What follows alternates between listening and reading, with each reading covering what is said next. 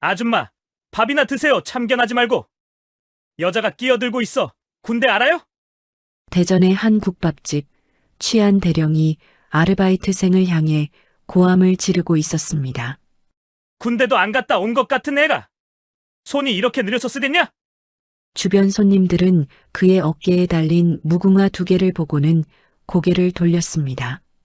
그때 구석에서 국밥을 먹던 평범한 등산복 차림의 여성이 조용히 입을 열었습니다. 손님, 그만하시죠. 대령은 그녀를 위아래로 훑어보며 비웃었습니다. 아줌마, 조용히 입 닫고 밥이나 먹으라고. 하지만 다음 날 그는 자신이 누구에게 그런 말을 했는지 알게 됩니다. 여러분, 만약 여러분이라면 이런 상황에서 어떻게 하셨을까요? 오늘 이야기는 한 대령이 평범한 아줌마라고 무시한 여성이 사실은 육군 최연소 여성 중장이자 707특임대 출신이었다는 실화입니다. 지금 어디서 보고 계신지 댓글로 알려주시고요. 이런 통쾌한 이야기가 좋으시다면 좋아요와 구독 버튼도 꾹 눌러주세요. 그럼 이야기 시작하겠습니다. 대전 둔산동. 퇴근 시간이 지난 저녁 9시, 직장인과 군인들이 자주 찾는 24시간 국밥집은 여전히 손님들로 붐볐습니다. 사장님, 국밥 하나요. 여기 소주 한 병 더요. 주방에서는 뜨거운 김이 피어올랐고 홀에서는 정광우, 21살 대학생이 분주하게 움직이고 있었습니다. 군대를 아직 가지 않은 광우는 등록금을 벌기 위해 이곳에서 밤새 일했습니다. 손님, 국밥 나왔습니다. 광우가 조심스럽게 뜨거운 국밥을 테이블에 내려놓는 순간 취기가 가득한 목소리가 그를 향해 날아왔습니다. 야, 이게 뭐야? 국물이 왜 이렇게 적어? 목소리의 주인은 장태훈, 육군 대령이었습니다. 48배 나이 육군본부 군수지원단 정책과장. 그의 어깨에는 무궁화 2개가 선명하게 빛나고 있었습니다. 광우는 고개를 숙이며 말했습니다. 죄송합니다. 바로 더 드릴게요. 뭐, 처음부터 제대로 하면 되는 거 아니야? 장태훈의 목소리가 점점 커졌습니다. 주변 테이블의 손님들이 하나둘 고개를 돌렸지만 그의 계급장을 본 순간 모두 입을 다물었습니다. 군대도 안 갔다 온 것 같은 애가 손이 이렇게 느려서 쓰겠냐? 장태훈은 반말로 바뀌었고 손에 들고 있던 소주잔을 탁자에 세게 내려쳤습니다. 쾅! 광우는 움찔했지만 참았습니다. 죄송합니다. 죄송하다고만 하지 말고 제대로 일을 해야지. 요즘 애들은 다 이 모양이야. 장태훈은 국밥 그릇을 일부러 테이블 끝으로 밀어냈습니다. 국물이 조금 흘러내렸고 광우는 황급히 행주를 꺼내 닦기 시작했습니다. 뭐 하는 거야? 더러운 행주로 닦으면 어떡해? 새 행주 가져올게요. 광우의 목소리는 떨리고 있었습니다. 21살 청년은 처음 겪는 이런 상황에 어떻게 대응해야 할지 몰랐습니다. 장태훈은 만족스러운 듯 비웃으며 다시 소주잔을 들었습니다. 그때였습니다. 구석자리에서 조용히 국밥을 먹고 있던 여성이 젓가락을 내려놓았습니다. 등산복 차림에 머리는 단정하게 묶여 있었고 화장기 없는 얼굴은 평범해 보였습니다. 40대 중반쯤 되어 보이는 그녀는 천천히 고개를 들어 장태훈을 바라보았습니다. 그리고 입을 열었습니다. 손님, 조용하지만 단호한 목소리였습니다. 장태훈은 그제야 그녀를 쳐다보았습니다. 뭐, 그만하시죠. 지금 피해 보시는 분은 저 알바생이 아니라 이 가게 전체입니다. 홀 안이 갑자기 조용해졌습니다. 장태훈은 그녀를 위아래로 천천히 훑어보았습니다. 등산복, 운동화, 화장기 없는 얼굴. 그의 입가에 비웃음이 번졌습니다. 아줌마, 밥이나 드세요. 군대 알아요? 여자는 대답하지 않았습니다. 다만 그의 가슴에 달린 명찰을 조용히 바라보았습니다. 육군본부 군수지원단 장태훈. 그리고 어깨에 무궁화 2개. 남일에 끼어들지 마요.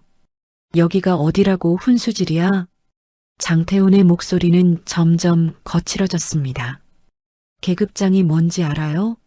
이게 얼마나 무거운 건지. 그는 자신의 어깨를 툭툭 두드렸습니다. 나는 대령이야, 대령. 이 동네에서 함부로 대들 수 있는 사람 많지 않아. 여자는 여전히 말이 없었습니다. 하지만 그녀의 눈빛은 변하지 않았습니다. 담담하면서도 무언가를 꿰뚫어 보는 듯한 시선. 장태호는 그 시선이 마음에 들지 않았습니다. 뭐야, 째려보기라도 하는 거야? 그가 자리에서 일어서려는 순간 여자가 먼저 일어섰습니다. 계산하겠습니다. 그녀는 카운터로 걸어갔고 지갑에서 10,000원짜리 한 장을 꺼내 계산했습니다. 사장은 난처한 표정으로 거스름 돈을 건넸고 여자는 그 돈을 받아 광우에게 건넸습니다. 괜찮아요? 광우는 눈시울이 붉어진 채 고개를 끄덕였습니다. 네, 감사합니다. 다음에는 참지 마요. 잘못한 건 당신이 아니니까. 여자는 작은 미소를 지으며 가게 문을 열고 나갔습니다.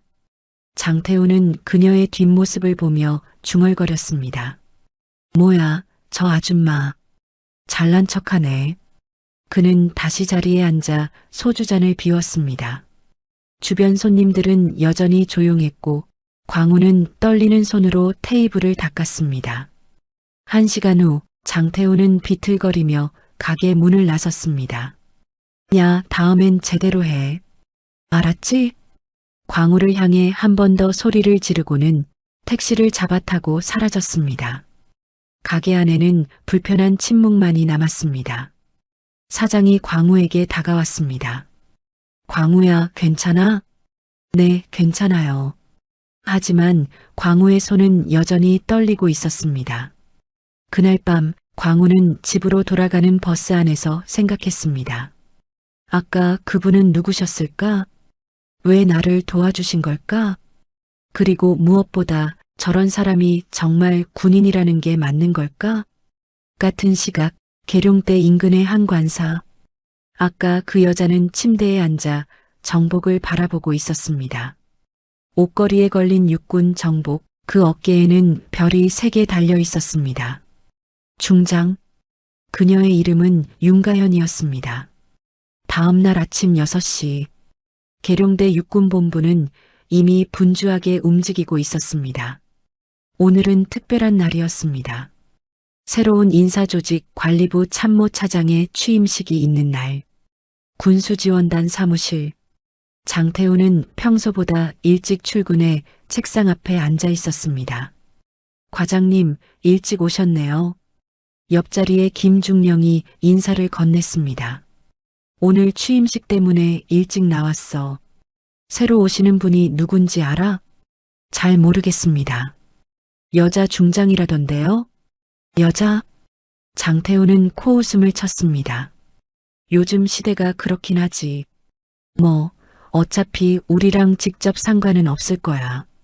그는 커피를 한 모금 마시며 생각했습니다. 어젯밤 국밥집 일이 떠올랐습니다. 그 아줌마 진짜 웃기더라.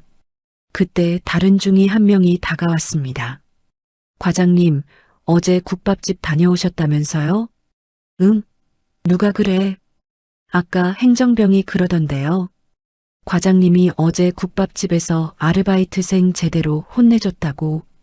장태우는 빙그레 웃었습니다. 아, 그거?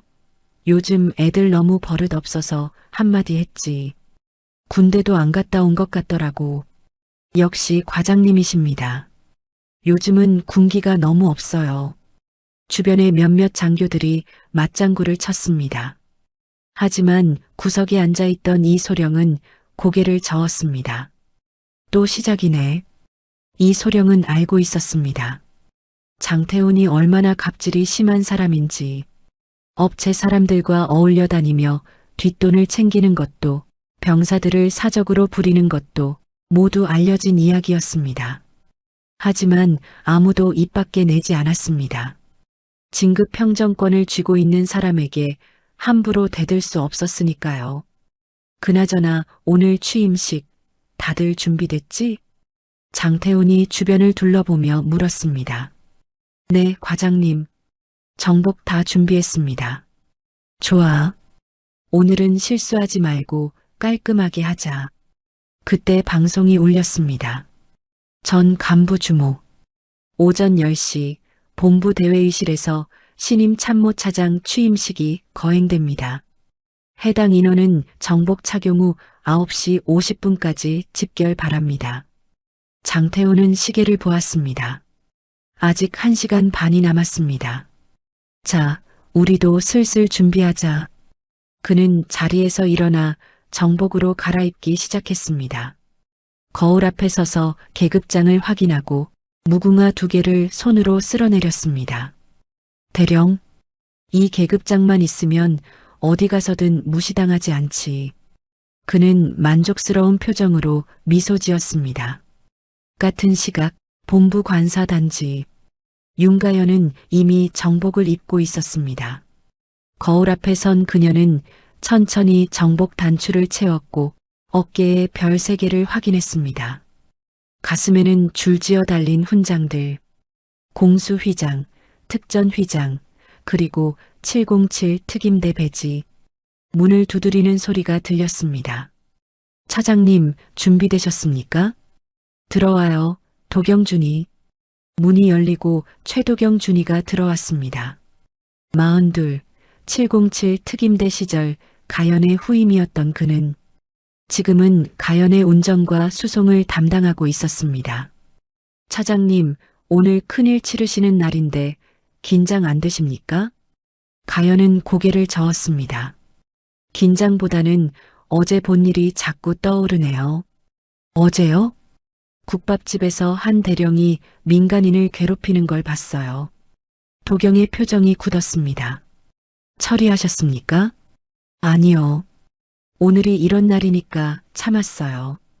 가연은 정복 재킷을 입으며 말을 이었습니다. 하지만 그 사람 육군본부 소속이더군요. 명찰을 보셨습니까? 네. 군수지원단 장태훈. 도경은 잠시 생각하더니 고개를 끄덕였습니다. 제가 알아보겠습니다. 아니에요. 오늘 취임식 후에 자연스럽게 확인하면 돼요. 가연은 모자를 집어들며 말했습니다. 군복을 입고 국민에게 고개 숙이게 하면 안 되죠. 언젠가는 값을 치르게 될 겁니다. 오전 9시 50분 육군본부 대회의실 앞은 이미 수백 명의 장교들로 가득 찼습니다. 모두 말끔한 정복 차림이었고 가슴에는 각자의 훈장과 휘장이 빛나고 있었습니다. 장태훈도 그 속에 섞여 있었습니다. 오늘 새로 오시는 차장님 어떤 분일까? 옆에 중령이 물었습니다. 글쎄, 여자 중장이라니 신기하긴 하네. 장태훈은 무심하게 대답했습니다. 사실 그는 관심이 없었습니다.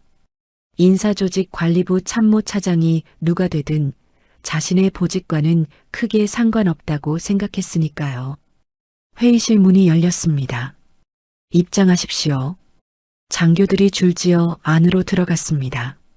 넓은 회의실에는 수백 개의 의자가 정렬되어 있었고 앞쪽 단상에는 태극기와 군기가 나란히 세워져 있었습니다. 장태훈은 중간쯤 자리에 앉았습니다. 주변 동기들과 작은 목소리로 이야기를 나눴습니다. 어제 저녁에 국밥 먹었는데 말이야. 또 국밥이야? 과장님 진짜 국밥 좋아하시네. 거기서 웃긴 일이 있었어. 아줌마 하나가 나한테 훈계질을 하더라고. 뭐? 과장님한테? 그래.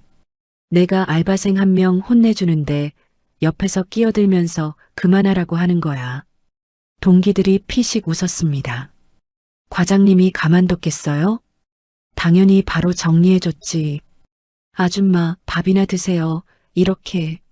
장태훈은 어제 일을 자랑스럽게 떠벌렸습니다. 하지만 그는 몰랐습니다. 그 아줌마가 곧 이 단상 위에 설 사람이라는 것을. 오전 10시 정각. 사회자가 단상으로 올라왔습니다. 전원 기립. 의자에서 일어나는 소리가 일제히 울렸습니다. 수백 명의 장교들이 일어섰고 회의실 안은 숙연해졌습니다. 지금부터 신임 육군 인사조직 관리부 참모차장 취임식을 시작하겠습니다. 사회자의 목소리가 마이크를 타고 울려 퍼졌습니다. 신임 참모차장 입장. 문이 열렸습니다. 규칙적인 구두 소리가 대리석 바닥을 울렸습니다. 딱, 딱, 딱. 모두의 시선이 입구로 향했습니다. 그리고 그 순간 장태훈의 얼굴이 하얗게 질렸습니다. 들어오는 사람의 얼굴. 등산복이 아닌 완벽한 정복. 화장기 없는 모습이 아닌 단정한 모습. 하지만 그 얼굴은 분명했습니다. 어제 국밥집에서 자신이 아줌마라고 부르며 무시했던 바로 그 여자. 어깨에는 별 3개가 빛나고 있었고 가슴에는 수많은 훈장이 줄지어 달려 있었습니다. 707 특임대 배지도 선명하게 보였습니다. 저게. 장태훈은 말을 잇지 못했습니다. 손이 떨리기 시작했고 심장이 미친 듯이 뛰었습니다. 옆에 중령이 이상하다는 듯 쳐다보았습니다. 과장님, 왜 그러세요? 아니. 윤가연은 천천히 단상으로 걸어갔습니다. 그녀의 눈은 정면만 바라보고 있었습니다. 장태훈과 눈을 마주치지도 않았습니다. 하지만 그 무시 자체가 장태훈에게는 더 큰 압박으로 다가왔습니다. 설마 어제 그 아줌마가 중장님이었다고? 그의 머릿속이 하얗게 변했습니다. 윤가연이 단상에 올라 자리를 잡았습니다. 사회자가 다시 입을 열었습니다. 신임 참모차장 양력을 소개하겠습니다. 회의실 스크린에 가연의 사진과 함께 양력이 떠올랐습니다. 윤가연 중장, 육군사관학교 55기, 특전사령부 707특임대에서 11년 복무. 장태훈은 그 말을 듣는 순간 숨이 막혔습니다. 707특임대? 707특임대는 대한민국 최정예 특수부대였습니다. 그곳에서 11년을 버텼다는 것은 보통 사람이 아니라는 뜻이었습니다. 실전 작전 다수 참여, 공수 휘장 및 특전 휘장 보유, 화랑 무공훈장, 보국 훈장 수여. 스크린에는 가연이 젊은 시절 군복을 입고 찍은 사진들이 나타났습니다. 모든 사진 속에서 그녀의 눈빛은 날카로웠습니다. 육군 최연소 여성중장 진급, 그리고 오늘 육군 최연소 여성중장으로 취임하셨습니다. 박수 소리가 터져 나왔습니다. 짝짝짝. 하지만 장태훈은 박수를 칠 수 없었습니다. 손이 떨려서 제대로 움직이지도 않았습니다. 내가 707 출신 중장님한테 아줌마라고 했다고? 식은땀이 등을 타고 흘러내렸습니다. 사회자가 물러나고 이제 윤가연이 마이크 앞에 섰습니다. 감사합니다. 그녀의 목소리는 차분했지만 단호했습니다. 오늘부터 인사조직 관리부 참모차장으로서 여러분과 함께 일하게 된 윤가연입니다. 회의실은 조용했습니다. 모두가 그녀의 말에 집중하고 있었습니다. 저는 707특임대에서 11년을 보냈습니다. 그곳에서 배운 것은 단 하나였습니다. 가연은 잠시 말을 멈추고 회의실을 천천히 둘러보았습니다. 국민을 지키는 것, 그것이 군인의 유일한 임무라는 것. 장태훈은 고개를 더 숙였습니다. 가연의 시선이 자신을 향할까봐 두려웠습니다. 하지만 요즘 저는 걱정이 됩니다. 가연의 목소리가 조금 낮아졌습니다. 군인이 국민을 지키는 게 아니라 계급장으로 국민을 누르려 한다는 이야기를 듣기 때문입니다. 회의실 안이 웅성거리기 시작했습니다. 우리가 입은 이 군복은 권력이 아닙니다. 책임입니다.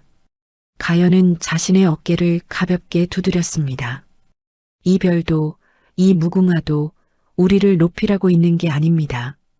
그녀의 눈빛이 더욱 날카로워졌습니다.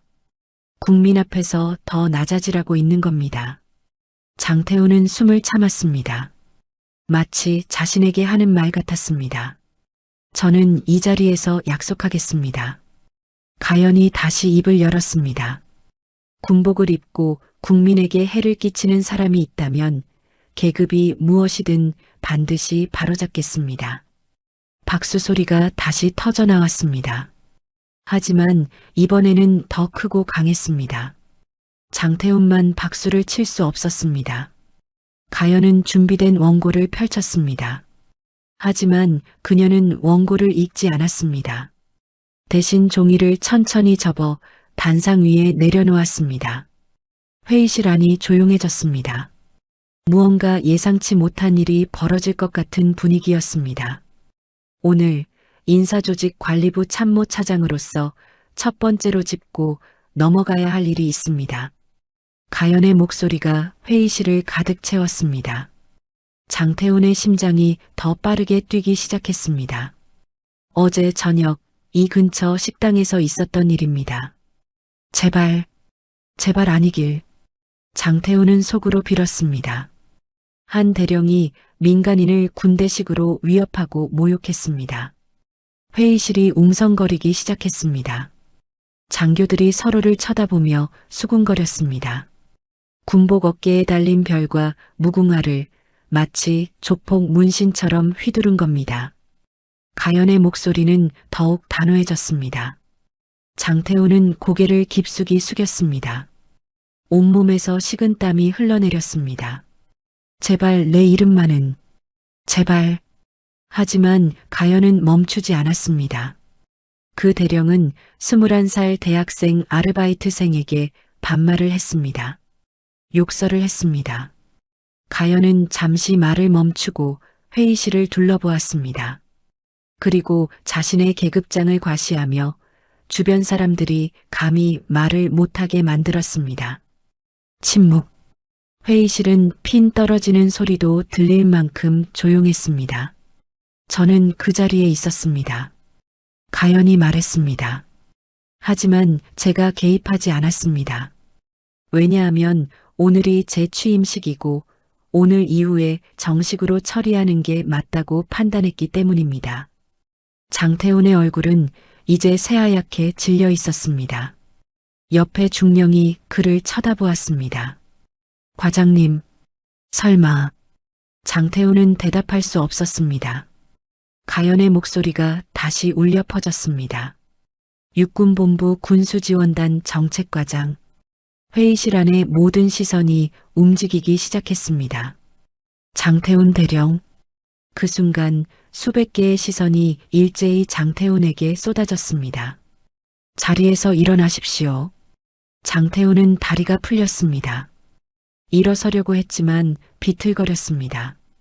옆에 중령이 황급히 그를 부축했습니다. 과장님. 장태훈은 겨우 자리에서 일어섰습니다. 온 회의실 사람들이 그를 바라보고 있었습니다.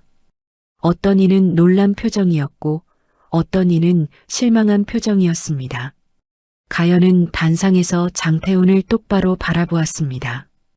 어제 저녁 국밥집에서 제가 본 사람이 당신입니다. 장태훈은 입을 열었지만 말이 나오지 않았습니다. 군인이 국민에게 무릎을 꿇리려 들었습니까? 가연의 목소리는 차갑고 날카로웠습니다. 대령 계급장이 그렇게 가벼운 겁니까? 죄송합니다, 차장님. 장태훈은 울먹이는 목소리로 말했습니다. 술에 취해서 그냥 사적인 일이었습니다. 술김에 나온 말이 진짜입니다. 가연은 단호하게 잘랐습니다. 그녀는 단상 옆에 서 있던 헌병을 향해 고개를 끄덕였습니다. 헌병대. 회의실 뒤편 문이 열렸습니다.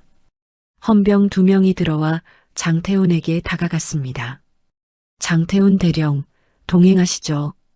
장태훈은 비틀거리며 헌병들을 따라갔습니다. 회의실을 나가는 그의 뒷모습을 수백 명이 지켜보고 있었습니다. 장태훈이 끌려간 후 회의실은 무거운 침묵에 휩싸였습니다. 가연은 다시 마이크 앞에 섰습니다. 어제 일은 시작일 뿐입니다. 그녀의 목소리는 여전히 단호했습니다. 저는 이 자리에 있는 동안 군복을 더럽히는 사람을 그냥 두지 않을 겁니다. 취임식은 그렇게 끝났습니다. 오후 2시 육군본부 감찰실. 장태호는 조사실 의자에 앉아 있었습니다. 맞은편에는 감찰관 박 대령과 최도경 준이가 앉아 있었습니다. 장태훈 대령, 어제 저녁 국밥집에서의 일을 설명하시죠. 박 대령이 차분하게 물었습니다. 그건 제가 술을 좀 마셔서. 술을 마셨다는 게 변명이 됩니까? 아닙니다. 하지만 정말 그냥 실수였습니다. 장태훈은 손을 비비며 말했습니다. 한 번만 봐주십시오. 다시는 이런 일 없을 겁니다. 최도경 준이가 서류 몇 장을 꺼내 테이블 위에 펼쳤습니다. 장 대령, 이게 처음이 아니죠? 예. 무슨 말씀이신지. 지난 3년간 민원이 5건 들어왔습니다. 모두 당신에 대한 갑질 관련입니다. 장태훈의 얼굴이 굳었습니다. 그건 오해입니다. 오해가 5번씩이나 반복됩니까? 박 대령이 날카롭게 물었습니다. 협력업체 직원 폭언, 식당 종업원 모욕, 택시 기사 위협. 모두 증언이 있습니다. 장태훈은 입을 다물었습니다. 최도경이 다른 서류를 꺼냈습니다. 그리고 이건 뭡니까? 서류에는 엑셀 파일 출력물이 있었습니다. 전역 예정 간부 명단이라는 제목이 선명했습니다. 이게 어떻게? 장태훈의 목소리가 떨렸습니다. 당신 컴퓨터에서 나왔습니다. 이 명단을 왜 가지고 있었죠? 업무상 필요해서. 업무상? 박 대령이 코웃음을 쳤습니다. 이 명단이 협력업체 사장 핸드폰에도 있던데요.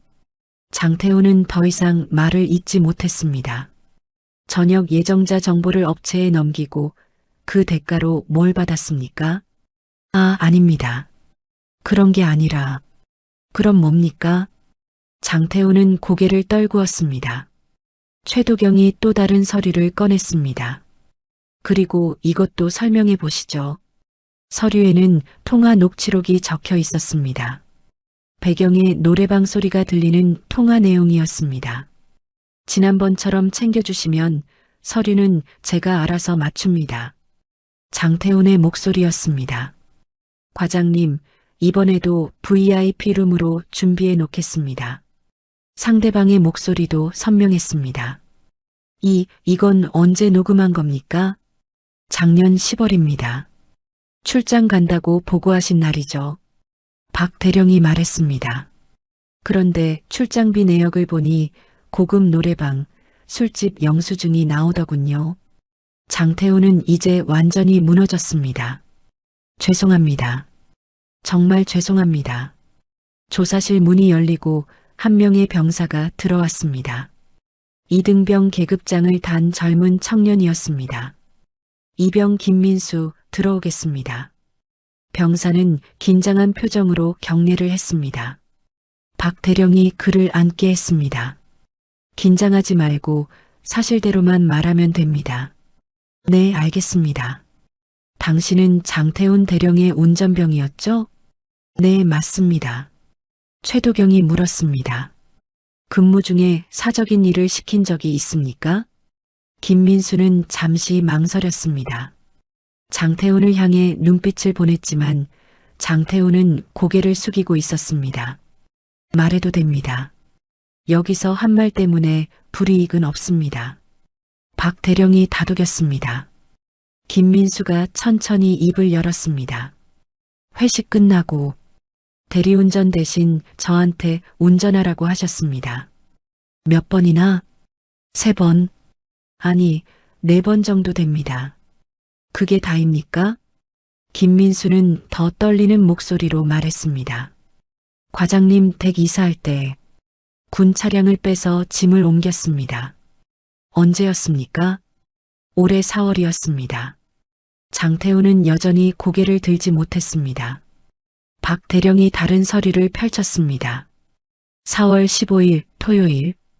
당신은 그날 차량 정비 명목으로 차를 뺐더군요. 네. 김민수가 대답했습니다.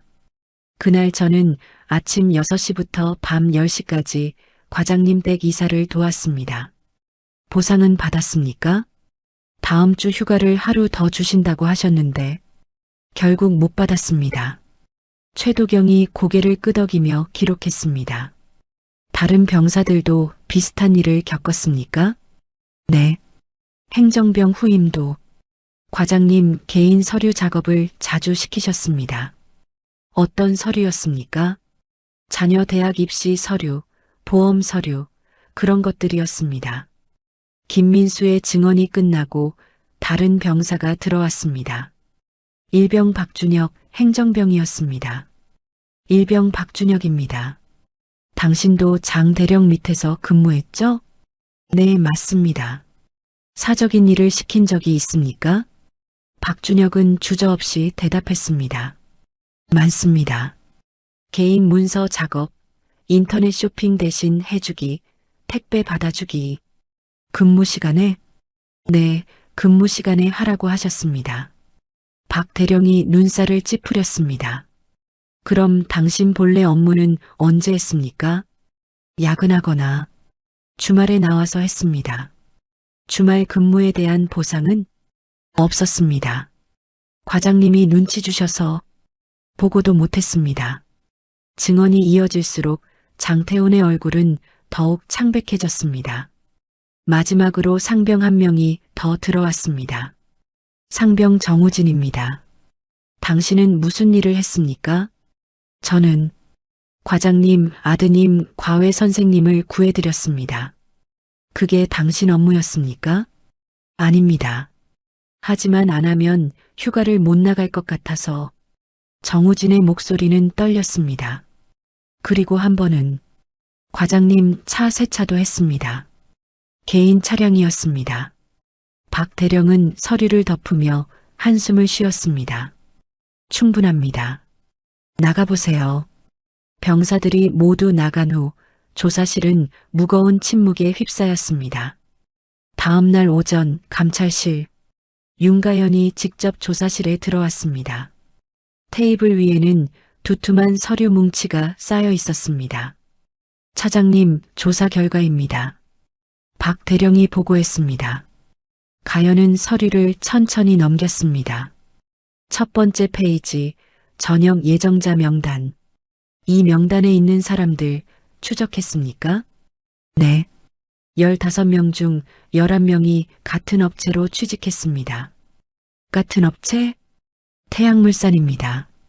군수지원단과 계약한 협력업체죠. 가연의 눈빛이 날카로워졌습니다. 장태훈이 그 업체 사장과 친분이 있었습니까? 단순 친분이 아닙니다. 최도경이 사진 몇 장을 꺼냈습니다. 고급 식당, 골프장, 노래방에서 찍은 사진들이었습니다. 지난 2년간 최소 30회 이상 만났습니다. 가연은 사진을 하나하나 확인했습니다. 비용은 누가 냈습니까? 모두 업체 사장 명의 법인카드입니다.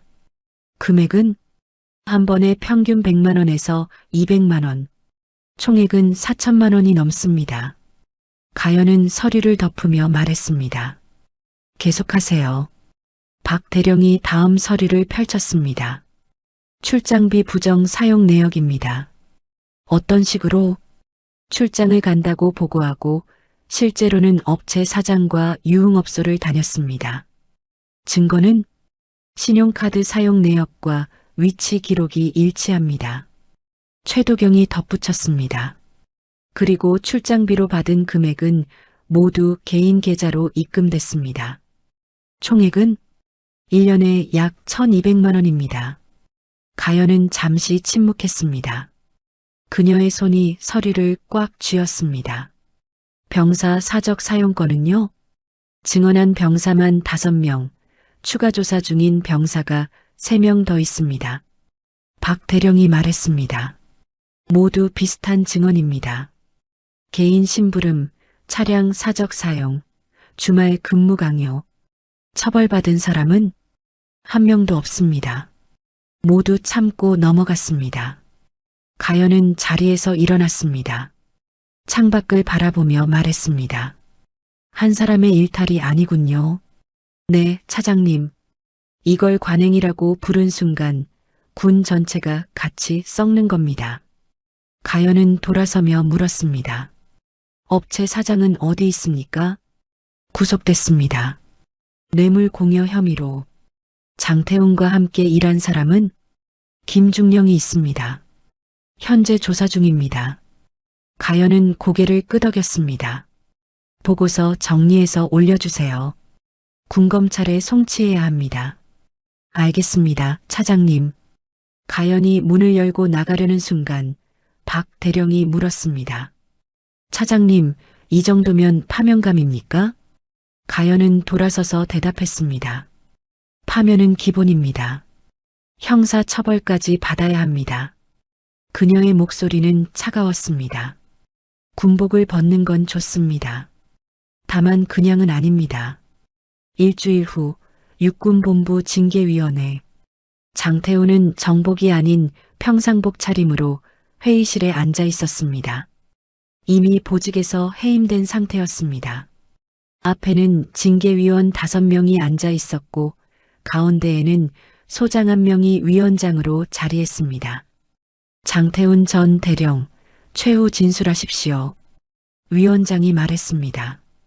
장태훈은 떨리는 목소리로 입을 열었습니다. 죄송합니다. 정말 죄송합니다. 그의 눈에는 눈물이 맺혀 있었습니다. 저도 가족을 먹여 살려야 했습니다.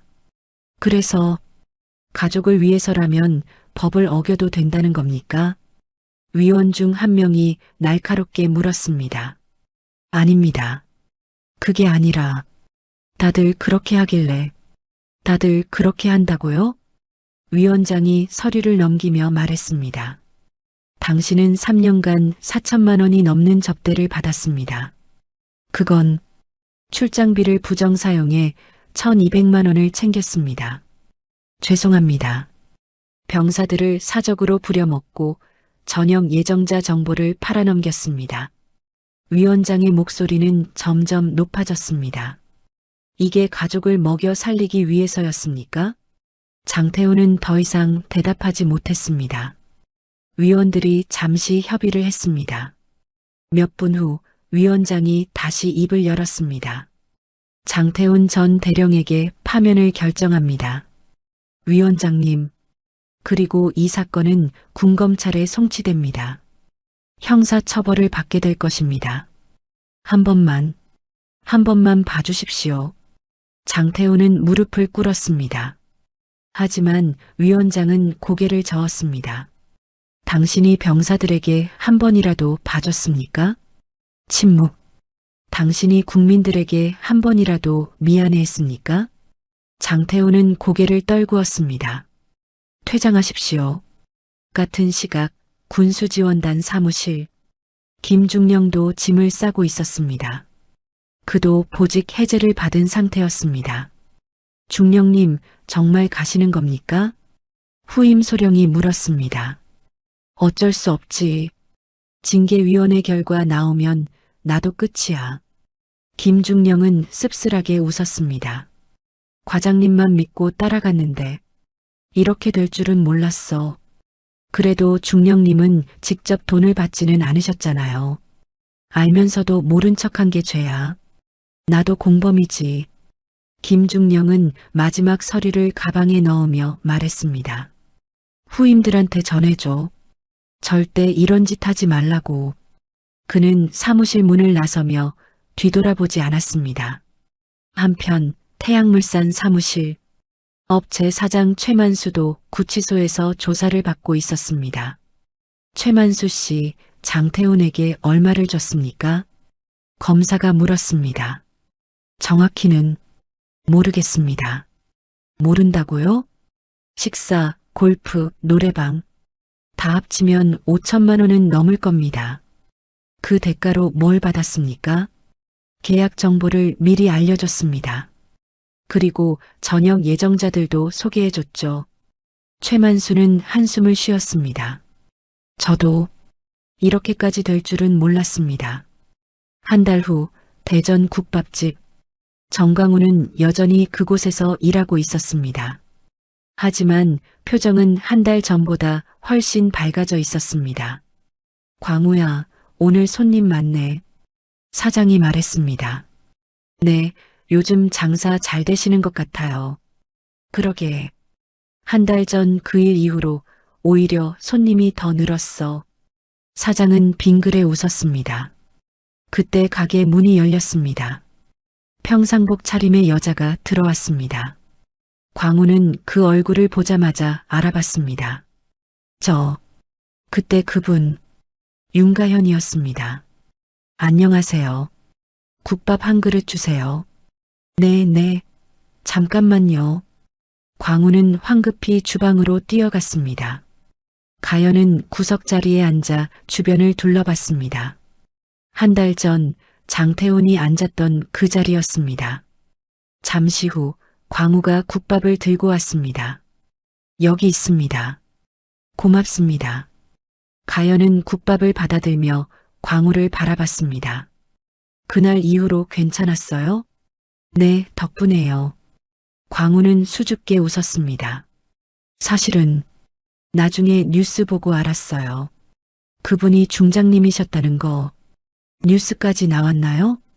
네. 군 간부 비리 사건으로 크게 보도됐어요. 광우는 잠시 망설이다가 물었습니다. 그 대령님은 어떻게 되셨어요? 파면됐습니다. 그리고 지금 재판받고 있어요. 그렇군요. 광우는 복잡한 표정을 지었습니다. 가연이 물었습니다. 불쌍하다고 생각해요? 아니요. 그런 건 아닌데. 광우는 말을 이었습니다. 저는 그냥 왜 그렇게까지 했을까 싶어요. 욕심 때문이죠. 가연은 국밥을 한 숟가락 떠먹으며 말했습니다. 계급장이 높아질수록 욕심도 커지는 법이에요. 하지만 그걸 참지 못하면 결국 무너지는 겁니다. 중장님은 그런 유혹 없으세요? 가연은 잠시 웃었습니다. 있죠.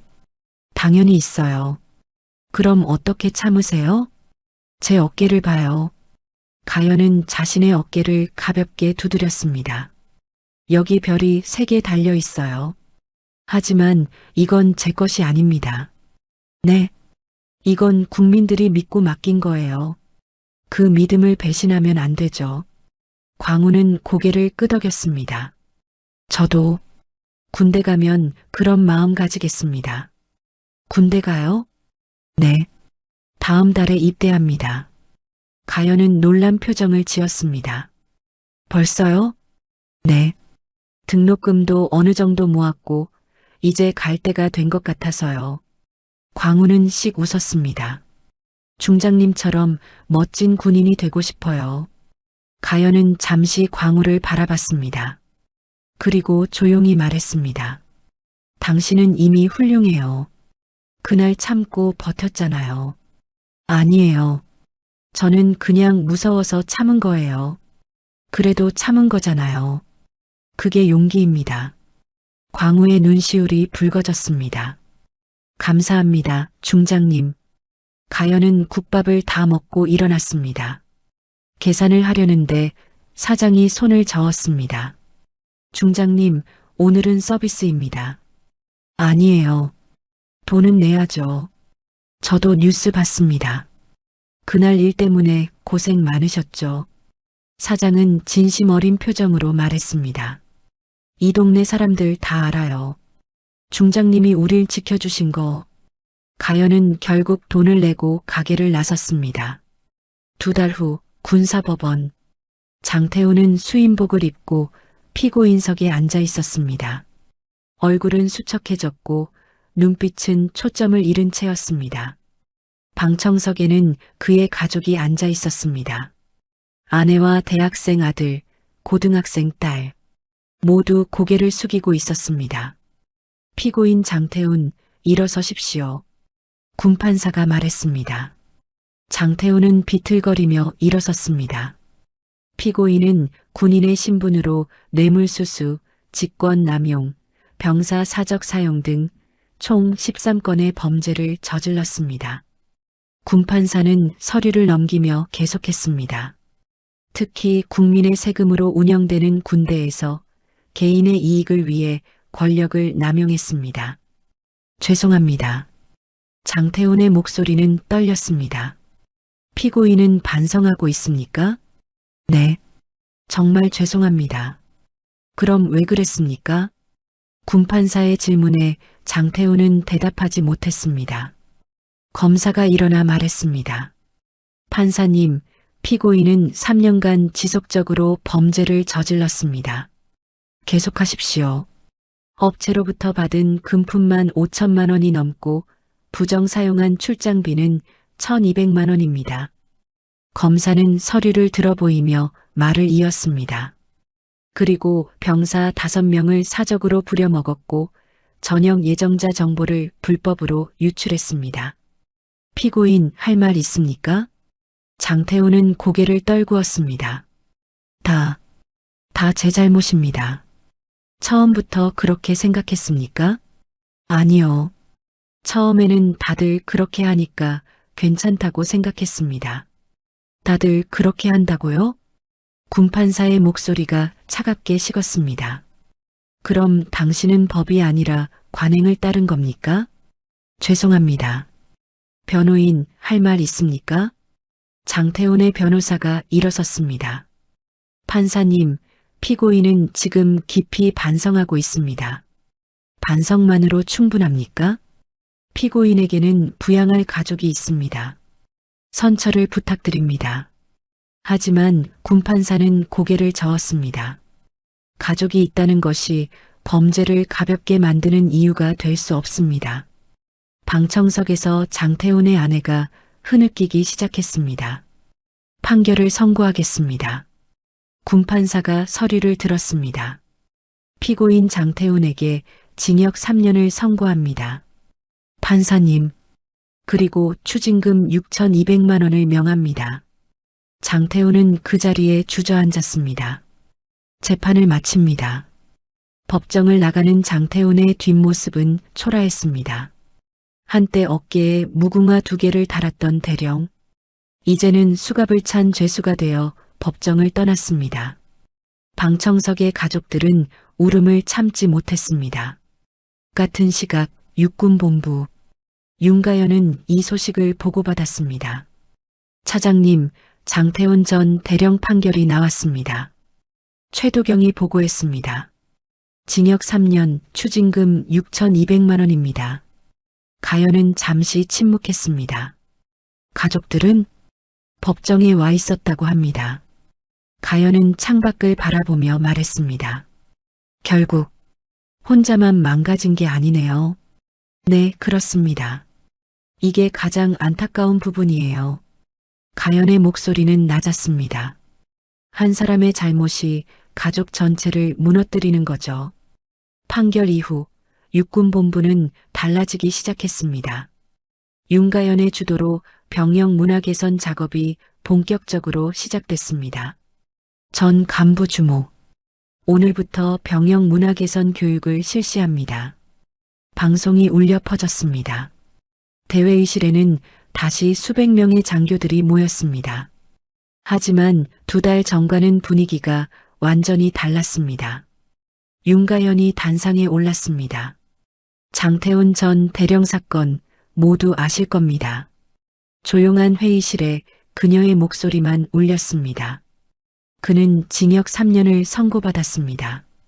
하지만 진짜 처벌은 따로 있습니다. 아무 잘못도 없는 가족들이 평생 그 짐을 지고 살아야 합니다. 가연은 잠시 말을 멈췄습니다. 여러분, 계급장은 권력이 아닙니다. 그건 책임입니다. 박수 소리가 터져 나왔습니다.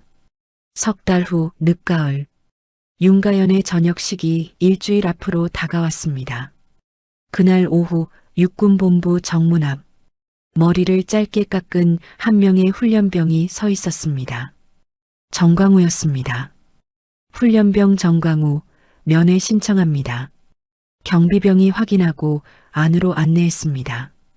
참모 차장실. 가연은 광우를 반갑게 맞았습니다. 광우 씨. 아니, 이제 훈련병이네요.